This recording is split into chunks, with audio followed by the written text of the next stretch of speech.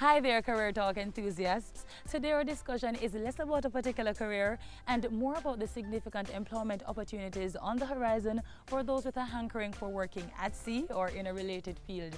And we're at the region's premier maritime training institute to bring you that information, plus our usual tips on getting ahead in the world of work. I'm Kerry, welcome.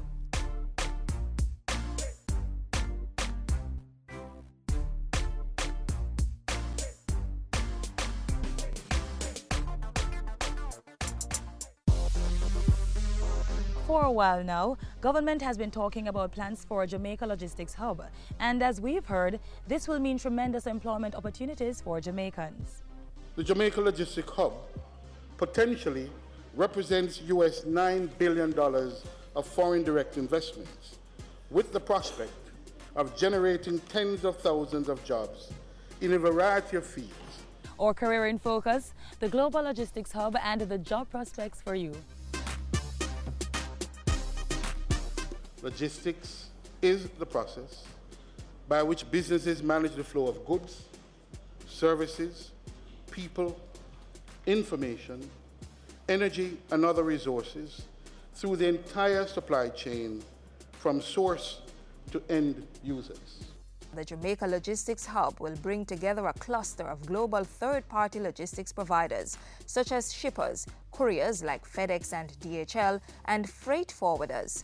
The hub will also accommodate large global businesses with substantial cargo flows, and in the end, Jamaica will be the fourth node in the global logistic chain, joining Rotterdam, Singapore, and Dubai. You need people to work in the port. You need managers, operations managers, you need technical superintendents, you need people with a whole range of skill. But the employment opportunities on land and at sea begin even before that hub is to be completed in 2015. It's going to require real work to take the hub from concept to reality, and that means jobs from projects like these. 750,000 square feet of space in an ultra-modern technology park at Nago's Head in St. Catherine, with the potential to employ approximately 13,000 persons. The Caymanas Economic Zone will begin construction in a matter of months. Think construction and related jobs, plus various administrative duties. Or how about establishing businesses to service or link with the Caymanas Economic Zone? The industries currently earmarked for the zone, listen up, Carl, include ICT, manufacturing, incubator, creative industries, furniture, electronics, and biomedical industries. If you're interested in any of these career fields, keep your eyes and ears open for startup dates so you can be first in the door. Of course, as exciting as the land-based employment prospects are, the opportunities at sea are just as great. 90% of the world's trade is done by ship, which means the maritime industry is booming, prime hunting ground for employment options. Right now, there's a shortage of officers, estimated to be some 60,000 by the year 2015, right? So there's a significant market. Working on board ships, there are two streams. One is that of the navigation stream. Let's call it the administrative pathway. To become a captain, you'll be the CEO of the ship. So you have range of officers from third officer, second officer, and the chief officer, and of course you have your captain. That's the administrative side and the navigational side. Then you have the technical side, which is the head of that area, is the chief engineer. Then you also have a new shipboard position that's created, which we are very excited about, and it's called the electromechanical technician. The International Maritime Organization, which governs jobs on board ships, created this new position to account for the interface of technology on ships. And there's a shortage right now of a few thousand of these people, right, on board that are needed. But what if your training is not in an area you might readily identify with the maritime industry? For example, you have done hotel, hospitality and tourism, right? And then we could underpin you with the maritime components. Jobs on board ships generally pay well, often far more than their land-based counterparts. In fact, I can tell you the average salaries will start at $3,000 tax-free per month. And it goes up on board a luxury yacht. People have earned up to $68,000 a month. And if you don't mind the close quarters, living and working on a ship can be an adventure. One big bonus, you get to travel the world, visiting new locations whenever you dock. And what we are saying to people, look outside the box. Don't think of the traditional careers. These are real careers. A few other things to consider. Majority of the careers that you can find on board ship, they require science-based subjects. What the logistics hub companies will be looking for are skill sets with global certification.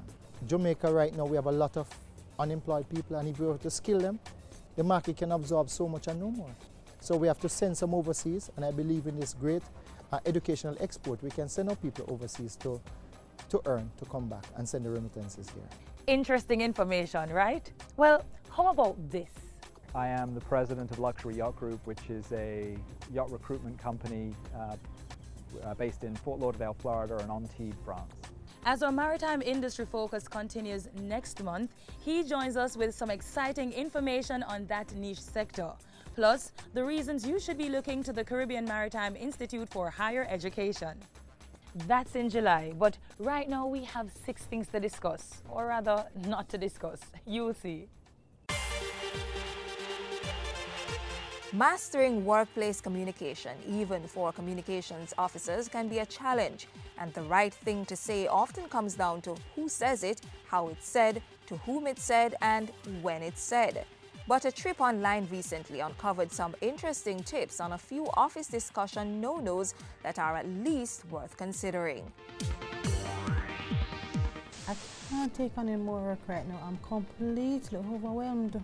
Now, it could be true and you are overwhelmed, but here's another truth. Companies want problem solvers, not people who cry defeat at the assignment of every new task.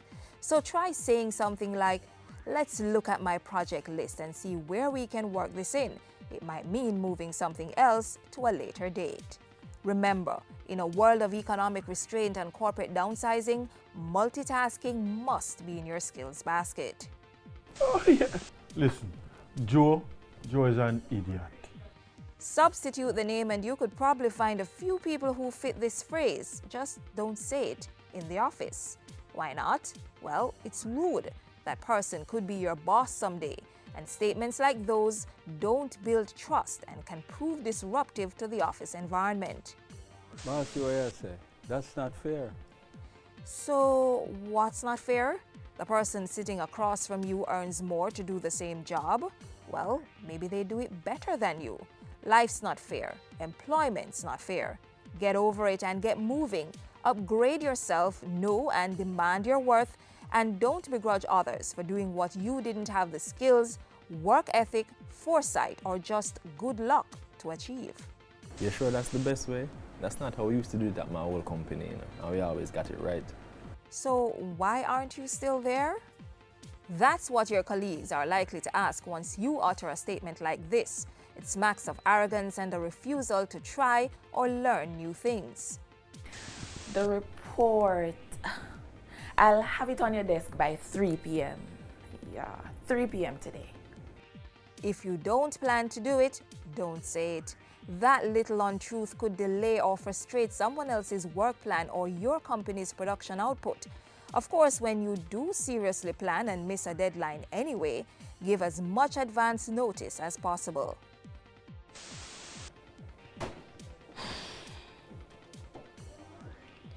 I'm bored.